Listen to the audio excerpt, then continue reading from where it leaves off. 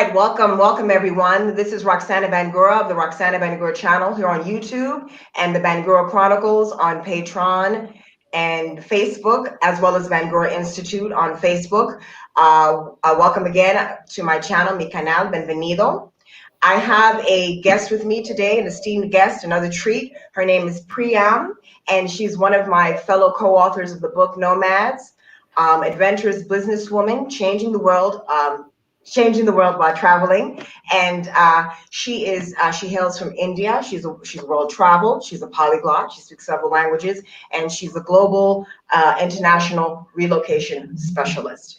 I will now hand over the floor to her to have her introduce herself. So welcome, Priya. Hi, Roxana. First of Hello. all, thank you so much for having me on the show. And so happy to be part of the group of enterprising women who came together to contribute for this book. I'm absolutely excited because it's the first book of mine that has got published. That's a big deal. Yes, it's a big deal, especially for my family and friends. So, having said that, a quick introduction. My name is Priyamvada, or Priyam for short. I am the head of global partnerships for a French firm called Helma International. And we work in an industry called global mobility, which is where we assist assignees to relocate from one country to another. So we specialize in immigration, home search, settling in, compensation and benefits, and household goods move. So the whole package, but it's definitely only for employees who have already got a job offer. So this is the industry that we work in. We also help their families move. My role actually is in finding, collaborating, and creating a network of global mobility partners across the globe. So I work with people from all over the world with different cultural and linguistic backgrounds. And that is something I really enjoy, is meeting, even though it's virtually, and sometimes once a year I meet them face to face during conferences, but that's something I truly enjoy. Apart from this, Roxana, I have always been curious about cultural differences. And since I work in this industry where assignees are moving countries, I have created for my company intercultural programs so that when the employees travel from, let's say, India to France, or India to Belgium, or to the US with their family, they have been sensitized culturally so that the shock of the relocation is less. I'm not going to say that they completely adapt immediately because of the training, but definitely the cultural shock is less. That is the aim. And for that, I train not only about how to behave or interact in the workspace, but also outside the workspace in your personal life. For instance, just to give you an example, if I may, in India, maybe you will relate to this. We really like, when we party, we laugh out loud, and the music is loud, and there are no regulations for that. Very relatable. Yes. Large families. Yes. And then when a lot of the assignees travel to Germany, they have to know that there are things like quiet hours, and there is a certain decibel that legally one cannot exceed because it disturbs the neighbors. And when I first traveled to Germany, that was a shock because I went and met my Iranian friend. We are both, we laugh out loud. And then she said, no, we cannot. Let's laugh indoors because the noise carries. And so this is something, and you must respect the law of the land. But this is something that, is just an example of things that we include in our training. So acculturation. Yes, Acculturated. Sensitization. Yes. Mm-hmm. So let me ask you, who is your typical client? Are they coming from diverse industries? Are they all from Asia, India, What industries do you work with? What type of sectors? What jobs are they obtaining? So I would say a good 90%, the majority of them are software engineers Mm, who belong to either the information technology industry or aeronautics or manufacturing, but their profiles are mostly software engineers. And they are Indians going abroad. I also do training for French nationals coming to stay in India mm, because the cultural shock is different. And in both ways, I find that it is, to when Indians are going abroad, it is easy to talk about subjects because I am an Indian and they are Indian, so some things don't seem racist if we are both talking about it. And they can be comfortable asking questions which they may not be comfortable asking, let's say, to a French person. They may hesitate to ask that question. mhm. So that is why this program has been really quite successful. A lot of the How Indian. old is the program? And is it male? Well, it's probably male dominated. Or do you have a lot of women that transfer from India to Europe or other countries? So the majority are men, but they do travel with their families. So this caters to both men and women. We've been running this program for nearly 8 years now, and the training differs whether it is for junior assignees to mid-level assignees to senior management, because the challenges that they face or the people that they will interact with may move in different circles, and they may have different challenges that they face, so that must be addressed. So typically we send them a questionnaire asking them what is it that they would like to know, and then we do the training. A lot of the time, they don't want leadership learnings or insights. Sometimes they just want a practical guide. I mean, they may not have traveled abroad ever, so they just want to know that when I arrive at the airport in Paris, for example, what am I supposed to do next? Which should I take a transport? They hesitate because they don't speak the language, they don't look the same, so there is a certain amount of hesitation. The weather is not the same, the food is not the same, so these are typically topics that we include in our training, and that is why it has been very popular. So this in short is what I Yeah, I do. mean, it's fascinating. It's fascinating, this cultural mix that you have going on, and you're basically like an ambassador, or it's a diplomatic role, for both cultures, Mhm. French and India and the West. What is the common complaint or concern that you find your clients have when they emigrate to, say, France or United States? Is there a common um, adjustment that they all have to make? Are you finding that when you're Yes. talking with them, working with them? So, for France, let's take an example for France. And this is one of the things, actually, Roxana, I included in my story in the book, is that what helped me create the training program was based on my personal experiences when I traveled abroad. I made Mm, notes because there were things that I realized, assumptions that we have because we have grown up in a different culture, but mhm, it means something completely different in somebody else's culture. The perceptions are different. So, mhm, just to give you an example or to answer to your question about France. So, in India, when you have somebody visiting your office from abroad, they are treated as a guest. And in Indian language, in Sanskrit, actually, there's a word which is Atithi Devo Bhava, means guest is God. mm, So we really roll out the red carpet for our guests, and hospitality means everything to us. Now, this may not be the case for other cultures. In France, for instance, a lot of assignees, when they travel, they have an expectation that there'll be a red carpet rolled out to them, or their colleagues will invite them over to their house. But this isn't the case because the French are a lot more private in mm, their professional interactions. In India, the professional and personal lines are almost blurred, which isn't the case in France, for example. So that is one of the most common cultural shocks that, or difficulties or challenges that they have. And we must address that, that this is not something bad or good, it's just different.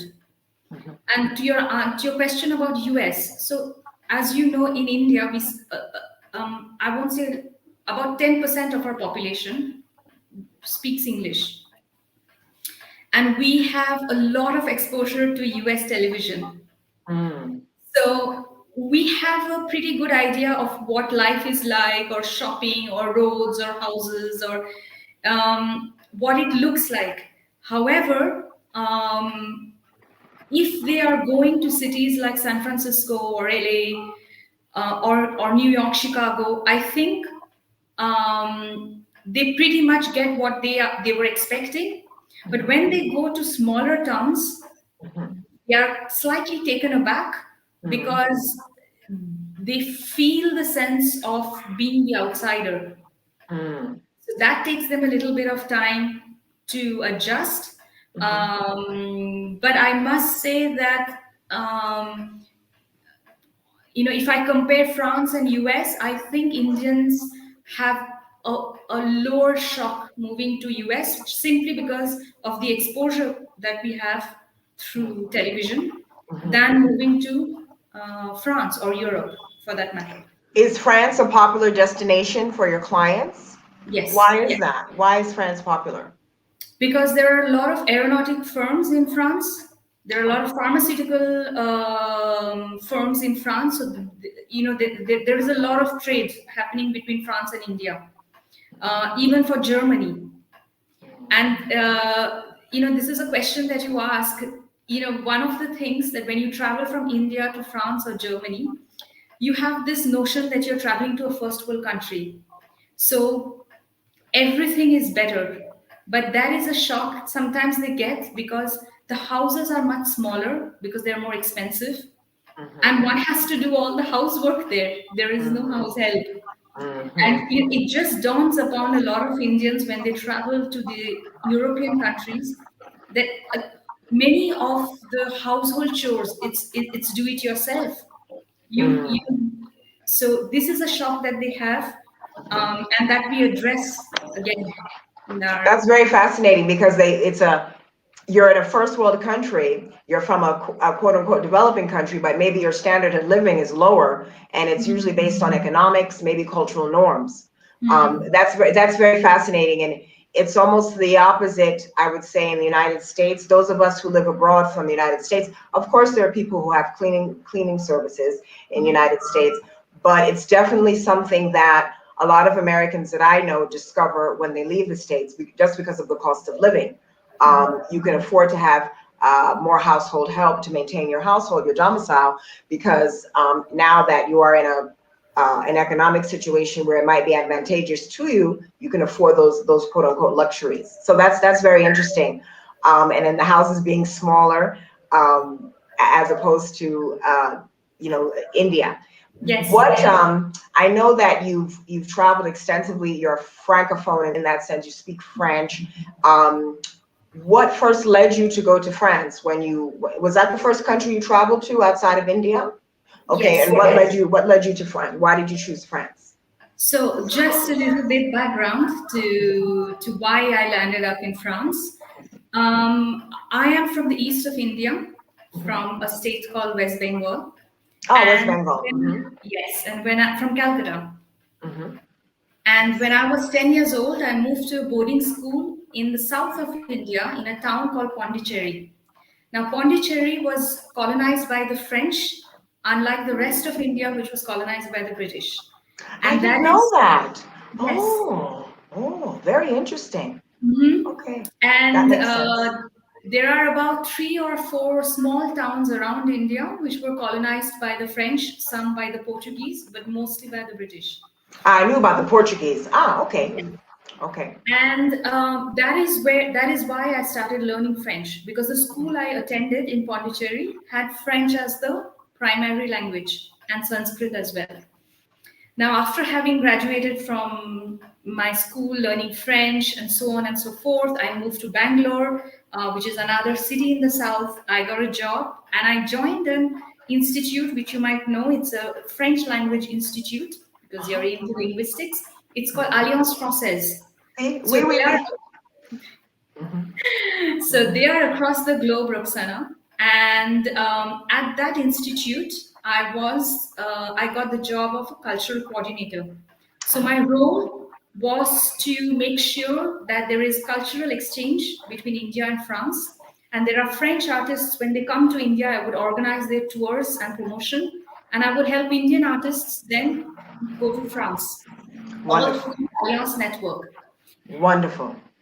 The year I joined, the second year that I was at the Alliance, there was this, I won't say a competition, well, it's something like a competition that was thrown by the Ministry of Culture and Communication in France, inviting people from across the globe, from alliances, to apply for this competition and come for a cultural training for 2 weeks to France. So there were people from across India, different alliances from all the cities who applied for it, and I got it. That's a That big was, deal, really. From I was, across the country, you won uh, that. That yes, was and we were fantastic. one representative from 14 different or 18 different countries, I think. And I Wow. was 24 years old, Roxana. I was over the moon. Yes. And this was, long ago when you didn't have e-tickets, you had those printed tickets and Yes. I scratch remember those cards, days. those pay phones with the scratch cards and no mobiles, and travel exchange, no forex cards, and so on. So that was my first trip to France. Wow. And what was And that like, to be so young? And I mean, it changed the trajectory of your life, I would imagine. absolutely, absolutely. Um, it was everything was organized for us by the Ministry of External Affairs, Ministry of Culture and Communication. We visited museums, we went to theaters, you know, we were really, guided through the cultural life in Paris and in Lyon. Oh, you went to Lyon too? Yes. So I don't know. It was like a fairy tale. We were 18 of us discovering everything, and I mean, it was one of the best trips of my life. So I was completely starry-eyed throughout the trip. I must tell you that. So my first story is really about my first trip to Paris, Mhm. where I go in this large, they put us in a nice um, hotel, service apartment. And I had, my French friends had really prepared me for the trip so that I was aware of how life would be in Paris because it was my first trip internationally. And I went in the room, I opened the window, and there were no security bars. And that's my story about. I was in complete panic because in India, security bars are just that, it's for security. All our windows have security bars, but French windows, they have none. And I was absolutely paranoid that somebody would enter the room because it's so easy to do so. And it's a story that I repeat often because it's something that you miss out from your tips and tricks books, but it is so cultural Mhm. that what I saw as security, the French perhaps saw was As like a imprisonment. Hmm. exactly. So Hmm. when French expats come to Bangalore and they see balconies which have grills or security bars, no, but they don't like that, and Hmm. I understand it now. Hmm. But at that time, I was so young and I was in shock, and it took me a couple of days to get over it. To get So over it, you yes, realize just how different people live and their ideas of their ideas. It just expands your horizon. right. With here, and to relate to that, here in Mexico, we have the same situation. There's wrought iron, metal on doors and Mhm. windows. That's just very common. And then, you have your outer door, outer wall, outer gate. And this is not something very common in many homes of, in the United States. So, it's kind of like, ooh, but now I like it. I'm used to it now, and I almost prefer it now. I feel very secure. I feel very Correct. secure. So when you came back from India and you're still working for the institution, what did you change? How did you continue on this francophone path? How did you continue with this francophone path after that trip, that life-changing trip to France? So I continued working for that institute for a while before I changed and joined the global mobility industry. Uh-huh. And when I joined the mobility industry, I began to see, you know, it, the challenges that employees might face. And I began to take notes, and that is the beginning of this whole intercultural program that was developed in the for my company. So that was the birth of it, and I'm really grateful to my company that I work in currently, because of the profile that I have of global partnership manager. I go for annual conferences to meet the partners, so I travel because of that on business, and I always take a week or 10 days off for traveling myself for a solo trip on the side, and I absolutely love it. So that's just the story How have of you, all my trips. since you're an internationalist, this multicultural specialist, global specialist, these are buzzwords that we know exist now. What about, how impactful is or was COVID? Because, France was one of the countries in Europe that kind of shut down. Um, how did you make that adjustment, particularly with COVID now? How are you managing your position, your business, recruiting people to migrate to these countries? How are you working in the midst of COVID? So yes, this is true. I think last year, Roxana, when COVID hit and we went into a hard lockdown all of a sudden, um,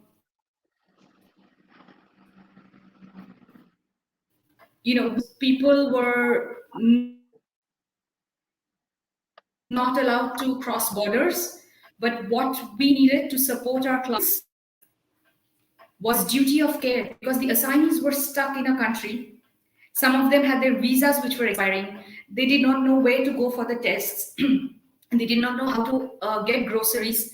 So we needed to support the HR managers to get the correct information from ground, from on site, from the country where their employees were stuck. So it was our role to reach out to our partners across the world to find out exactly what was happening. And information was changing so fast, as you know. So we had to keep them informed so that the assignees never felt that they were being left high and dry, or in a state of panic. What if they have the infection? Can they go to a hospital? How do they manage? Last year we were learning on the go, because so much was unknown about this pandemic. And then slowly business began to slow down, and we had to come up with virtual assistance. So virtual tours of houses if they wanted to get in, because landlords didn't want to accompany or assist the assignees to see houses. So we had to adapt to the situation. This year has been much better, Roxana, because we have found a rhythm within the pandemic, and we are we are keeping up with information as to when the consulates are opening. As you know, Indians require an entry visa for almost all countries in the world. So we needed to know when the consulates were opening, what were the vaccine rules, because that was changing. Is vaccine required, not required? Which vaccine is accepted, which is not? By which country? So we had to figure that puzzle out, and I think that gave us an edge, because information is power. So we had to stay on top of the news and share it on time Absolutely. with our clients. So that's what we did. Absolutely. You had to think on your toes. Um, I want to Yes. know if when these clients, they're there after they've had a job, they have a work visa. I would imagine you have some clients that are maybe interested in becoming a member of the European Union to get legal residency there. Is that something that's very common amongst your clientele for them and their families to get European Union residency, legal residency, or permanent residency? So I wouldn't say it is common. Most of the assignees go and return back to India because they go on an assignment. There are Mhm. assignees who stay on longer and they want to get a PR or a permanent residency, but that is not a service that our company provides, because for us, it's specific to work permits and work visas. So when they go on to the next level, then it is somebody else, some agency who assists our, the HR managers or the assignees directly. For us, it's very Okay. assignment related to that project. Okay, understood. I want us to shift a little bit, and I want to talk about the title of your story, because when you mentioned it, when we were on the conference call, I'm like, what is she saying? There's a gene? What is this gene? What is she saying? There's something biological about those of us that are nomadic, or who are very curious and want to experience other cultures. So please explain the title of your story and how you learned about this gene that makes people wonder. So actually, a long time ago, one of my juniors from school put up this post in Facebook saying, it was an article that said, scientists believe that people with adventurous spirit, people who have a risk-taking trait, have a wanderlust gene, and the gene variant is called DR D47R. And I was like, that's the gene I have. I'm traveling because I have inherited that gene from my dad. I'm sure of it. So, all the travel tantrums that I have, or the need to travel, or the itchy feet to get out of the comfort zone and go discover a new place, is probably because of this wanderlust gene. I didn't know it existed, and I think we all share that. We all know people, Roxana, who don't like to travel, and that's perfectly fine. But we recognize very easily another wanderluster. So I was really excited when I read this. That my need to travel was related to a gene. So I thought that would be an attractive title. That makes sense. And if you look at your life, you went to boarding school, which is common in India. It's common in African countries. I don't know if I guess it's still a thing in European countries. It happens in the United States. It does. It's not super common, but it does happen in the United States among a certain social economic class. Do you think When do you think the travel bug or the wandering bug, when do you think it first manifested itself in your life? When you left boarding school, when you traveled for boarding school, or when you moved you traveled to Europe? Um, I have to say, two things really, two incidents in my life. The first is, every year, from the age 10 onwards, my annual holidays were in December, and every year, irrespective of whatever was the work scenario for my parents, um, my dad would organize a trip outside our hometown. So that is something I realized I really looked forward to every year. I love traveling, whether it was by taxi, by car, by train. I absolutely loved it, and I knew that I would like to pursue something in traveling, and that is why I did my masters in travel and tourism. And then I joined a travel agency, and I realized that all my time was going away in helping other people travel, and I had no time left to travel myself.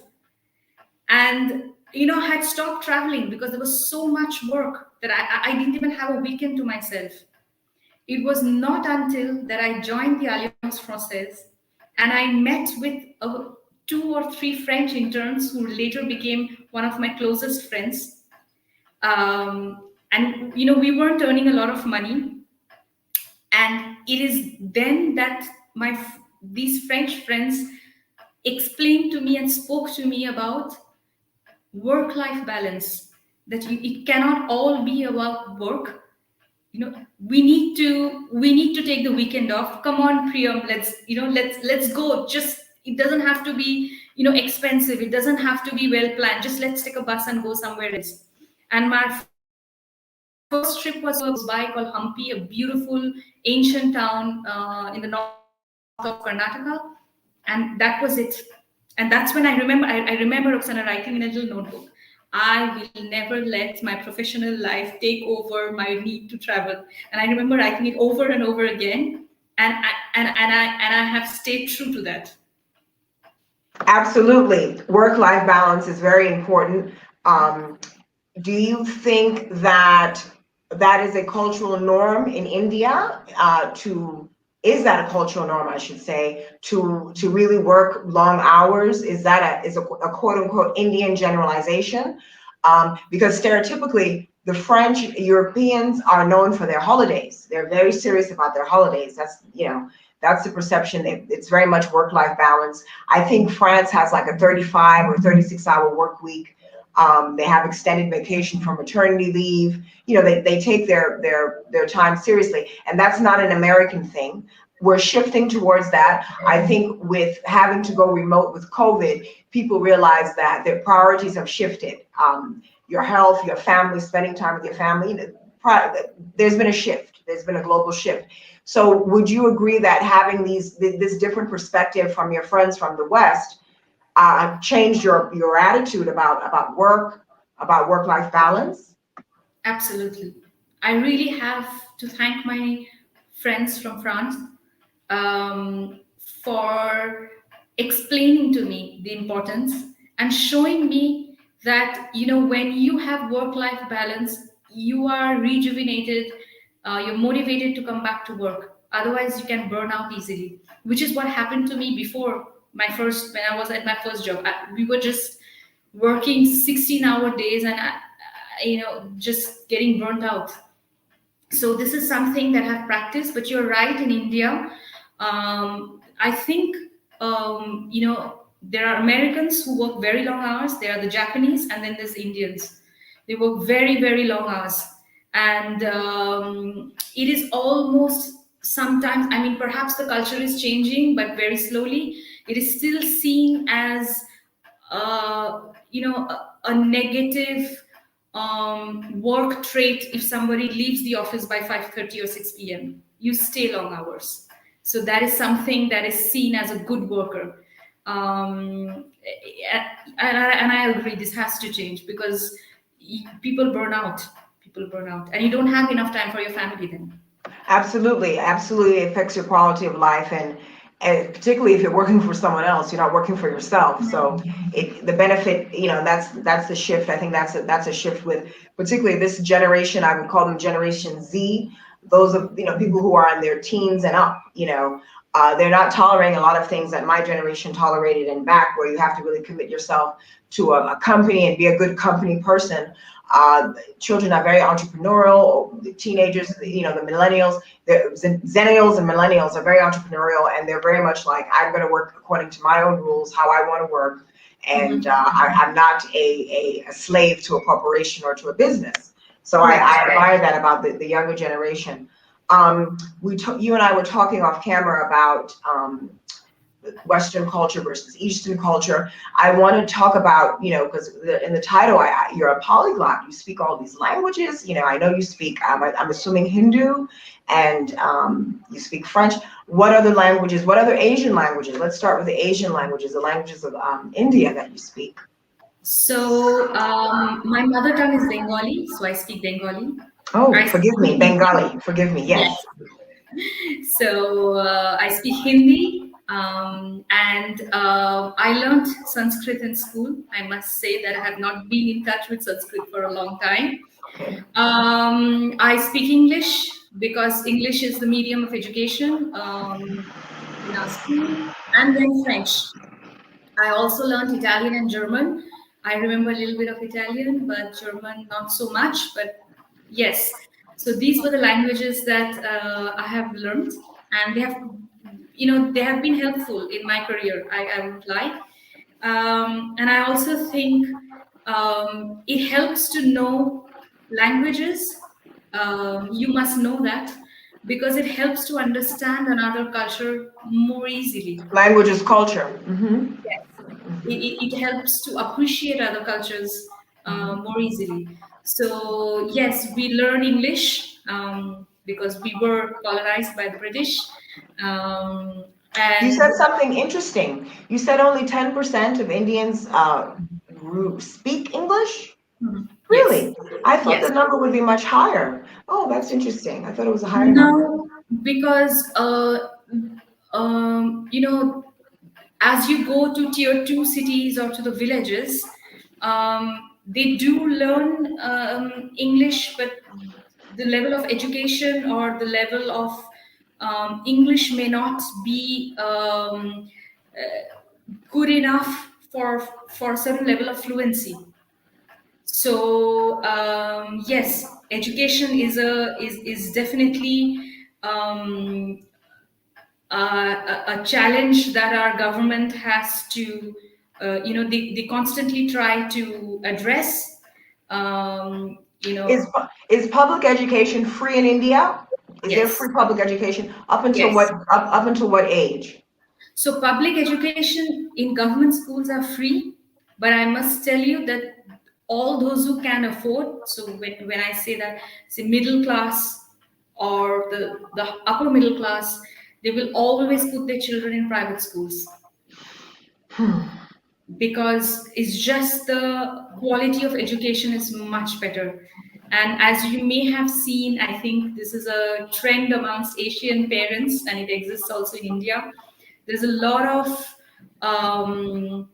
emphasis put on career choices. So this is a difference perhaps between the West and the East. I think in Asia, I cannot generalize, not in every home, but in many homes, the expectation is that the child should study in a domain that will guarantee a good career, not necessarily something the child enjoys doing.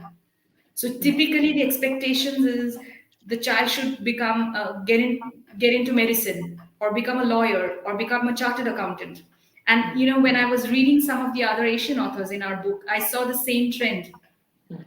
So because of that, because the pressure of education, people would pay for the private schools for a better chance at career, at getting a better career.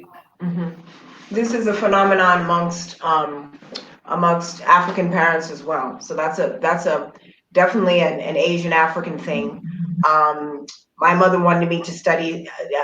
She wanted me to go into medicine, like my sister did, and my sister did something else, and that wasn't what I wanted to do. My daughter wants to do. My daughter does whatever she wants to do as long as she's a productive person. I'm that parent. Her father wants her to go into something STEM related, science, technology, engineering, or math, or work for the government. He was a soldier, so that's what he wants her to do. And I'm like, she can do what she wants to do. So this is the bumping of the heads that we have, because I'm not pressuring her. She can do what she wants to do. That's how I'm raising her, and she knows that, and she knows that she has my support. I want to talk a little bit about maybe your family, where you grew up, and then we could talk about your next steps in your career, and then that'll be that. So, just to continue from what you were saying about the pressure on your daughter to follow a certain career path. My family, I come from a family of doctors. So it's three generations of doctors, and then I'm not the doctor. So I had a hard time, Roxana, explaining to my grandfather exactly what is the line career path that I had chosen, especially when I was working in the Alliance Française. He was like, what is a cultural coordinator? It does not fit into a bucket that career bucket that he was really used to. Not that he wasn't proud, but he just couldn't figure out my career choice. So I grew up in Calcutta in a rather large joint family. I just have happy memories of my childhood because we were six or four to five children, running around this house with so many aunts and uncles, and we got all the attention we wanted. It was fantastic. From there, at the age of 10, I traveled to Pondicherry and I was put in a boarding school. It was a completely different experience. For one, I had to learn life skills which I didn't have because I grew up in a family where everything was done for me. I had no clue how my clothes would get washed and come back ironed.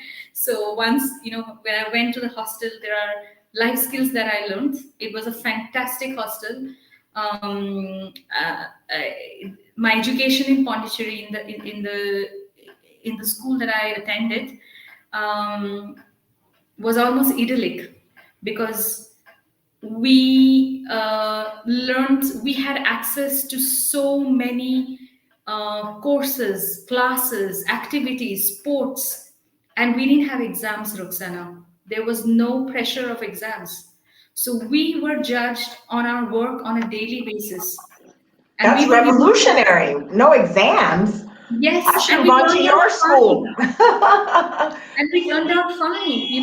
There was no pressure to cram for exams or, learn something by heart. We learned because we loved it. We have 16 students in a class. We got full attention of our teachers. It was fantastic. And my parents then relocated, so I moved out of the boarding and went to live with my parents. I'm the only Now, let child. me ask you, how was that adjustment reconnecting back with your family? Because, I know people who have gone to boarding schools or who were sent abroad, they left the country to go study. And then the reconnection, some of them, the reconnection was problematic. How was it reconnecting, or how often did you see them when you were in boarding school, and how was the reconnection? So when I was in boarding school, I think for 2 straight years from my memory, I don't think I saw my parents. We used to write letters. Then they came to Pondicherry. Then I moved back with them. I think it was not very difficult. I think I just had a slight problem adjusting with my freedom. I had a lot more freedom in my hostel. When you're back at your parents' house, you're the only child. You really have the spotlights on you. So, and I had just become a teenager, so I can tell you that I did not make it easy for my mom. When I look back now, I can see I was perhaps just a brat, a disobedient brat. But no, I really just I'm super grateful to my parents. They have had my back all my life. They have supported all my solo trips, and despite their fears and apprehensions of the safety of a girl traveling abroad by herself, they have never discouraged me from traveling. So for that, I'm grateful. Yeah, you sound like you had a wonderful childhood, and you're a beautiful family. And I would say they're progressive, because Yes. in some, particularly if you're coming from a family of doctors, you went your own path. You went your own path. So, and that's encouraging. That's very encouraging to do your own thing. There's a Kachi Kali. She says she's enjoying the series. Kachi Kali, I don't know if you know her. I want to open up the floor. If anyone has any questions, we have 5 people watching that I can see. If anyone has any questions for Priyam, you can please ask them now. And the floor is open to you if you want to share anything. So what are your next steps in your career? What's your next book? See, you've already written a book, so you're a best-selling author on Amazon. What is the next, congratulations. What is the next project for you? What are you doing with your career, or with yourself, or where you plan on traveling? Like, when are you going to head to Europe again? Or around India? I mean, India is a whole subcontinent, so Yes. I mean, India is just top to bottom, east to west, is a whole experience. So what are you going to do next? So in terms of travel, the first thing, Roxana, is to get my second shot for the vaccine before I can even plan a trip within the country or abroad. And then perhaps depending on where there are travel bubbles with India, I will take a trip. I will visit my parents first. They are in Pondicherry, and then take a trip either by myself or with my cousins or with my husband. Let's see how that goes. In terms of my career, I think I'm having a serious look. I will continue working in the domain of global mobility, but I will not give up writing. I think this is something that we need to practice like a muscle. So I've started writing a travel blog because I have traveled extensively, and I said, why not pen it down? So I am trying to write 2 blogs a month and keep up travel blogging, networking with people who travel, sharing ideas, but really seeing whether I can have a side hustle or make a career traveling. Excellent. I'm all for it. I'm all for it. Um, what do you want when you were writing your story? Mhm. Whom did you have in mind when you were writing your story? Who were you writing for? Who were you thinking about? Or did you have someone that you were thinking about? Yes, mostly solo women travelers, because I speak about the anxieties that we go through and the challenges of a solo traveler. I also had in mind people who have relocated and those who are not, those are location independent, those who are nomads, because they face cultural perceptions whenever the differences. They have to deal with differences in perceptions, they have to deal with prejudices when they travel. So I have addressed that in my story. And finally, a little bit about happiness. you know Whether you travel or whether we are sheltered in or in a lockdown, I think something that has traveling has taught me is that happiness, like yoga, has to be practiced. You cannot just say, I'll be happy. It has to be done over time. One has to want to be happy, and to expect the environment or others to make us happy does not always work. One has to decide to be happy. You cannot Oh, rely on something else to make you happy. So this. absolutely. Absolutely. It's like, yeah, it's like eating well every day. It's a practice. It's a life practice. And Right. you have to make a decision. That's true. Mhm. And I also try to always tell myself, success is it's a series of steps, it's a series of actions, and not to wait, well, because I haven't achieved this, then I'm not where I want to be. Because I don't have this, I haven't done this, I'm not where I want to be. Um, I mentioned it, you couldn't tell me 4 or 5 years ago that I would have been in books. Like someone who wants to talk to me about what? Someone who's interested in my story, who am I would have said, yeah, right, what are you talking about? But that 5 years later, here we are. Here we Yes. are in a best-selling book. I'm going to Mhm. shamelessly talk about our book, Nomads, Adventurous Business Women Changing the World While Travel. It's available on Amazon. And please tell us the title of your portion of the book, please. So it's called the DR-D47R gene, evolution of a traveler. Do you hear that? Evolution of a traveler. There's an Yes, actual gene. There's an actual gene, a biological gene. There's something in people. And if that gene is turned on, turned on, we it's want to ignited. wonder. Yeah. Correct. And, there's a saying, all who wander are not Not lost. lost. Yeah. Correct. I agree with you, Roxana. Are not So I lost. enjoyed writing the story. And, there's something that we were just mentioning. I mean, just a side note about happiness. There is a movement that I joined last year during COVID. This was to help impoverished women with their menstrual needs. a lot of women from below poverty line lost jobs, housemaids, construction workers, because they could not go back to work and they could not afford sanitary pads. So if they had to make a choice between food, shelter, and menstrual hygiene, they would always choose food and shelter. So I joined an organization, or a movement rather, called Pad Squad. We Pad are, Squad.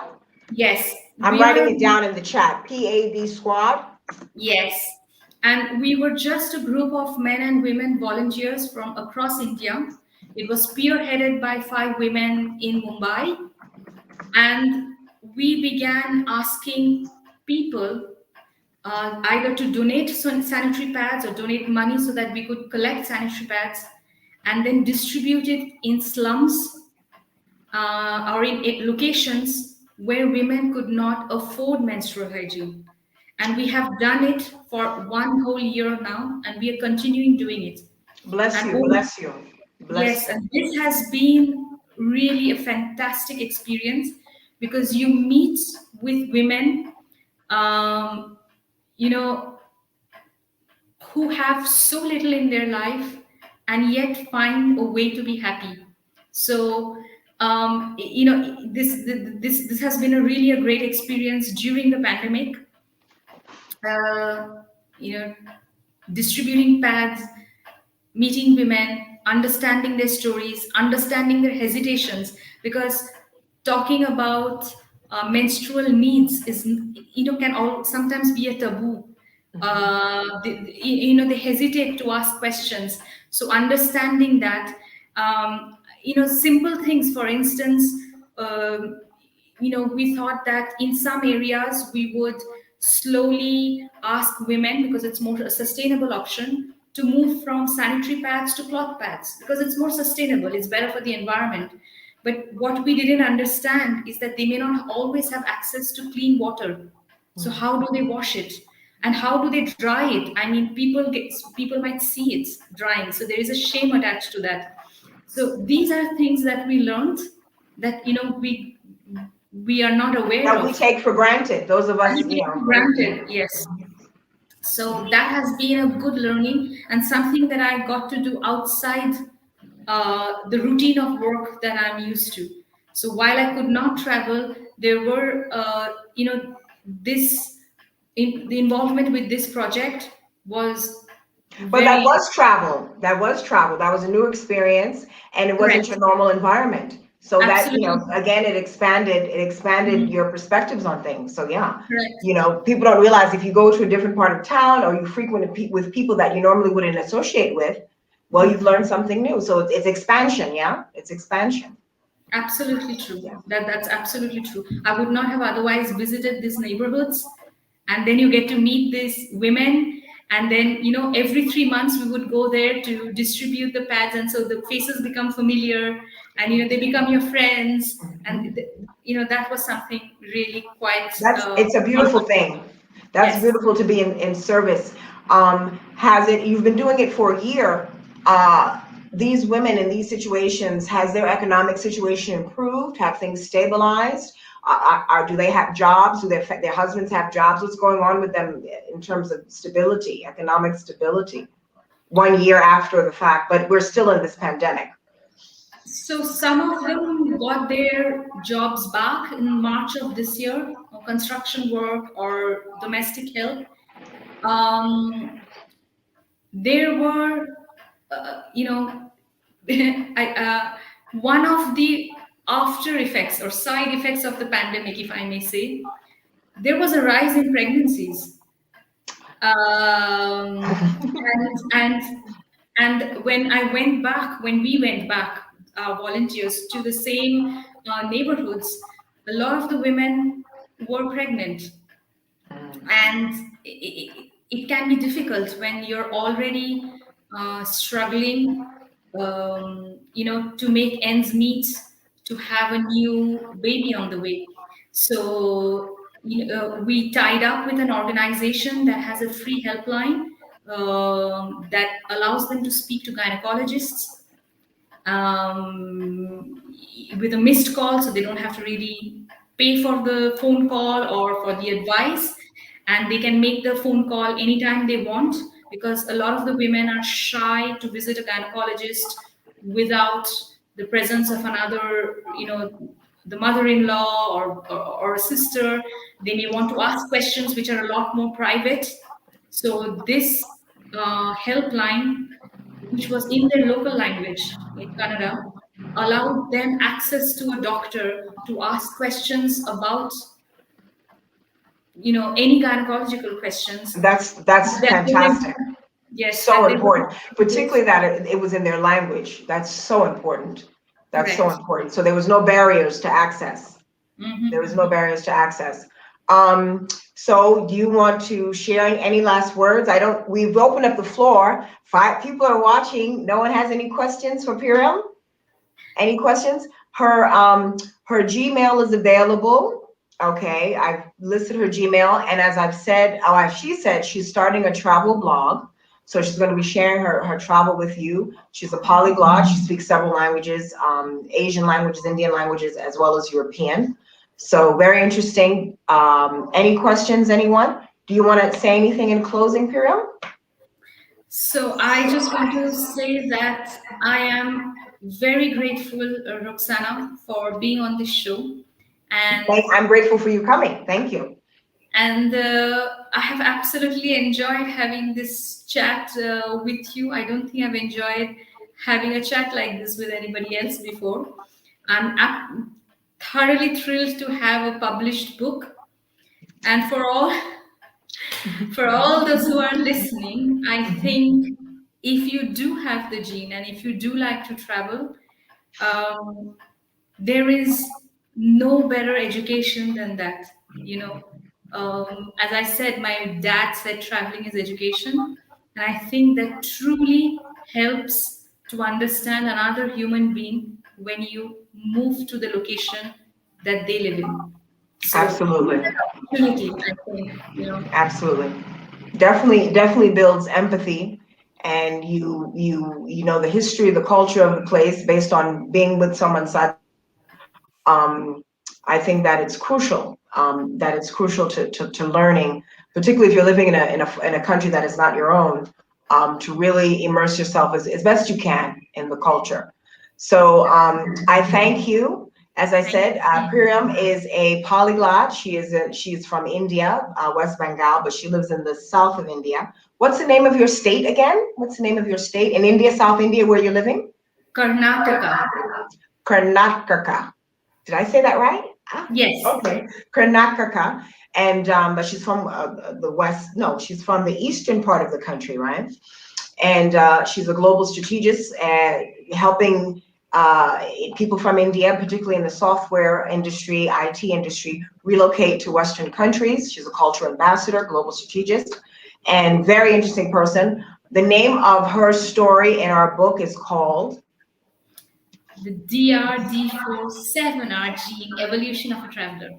Okay, so please look her up and look our book up. Nomads, once again, adventurous businesswomen changing the world while traveling. This is Roxana Ben-Gura. Please continue to support my channel by tuning in and share, subscribe.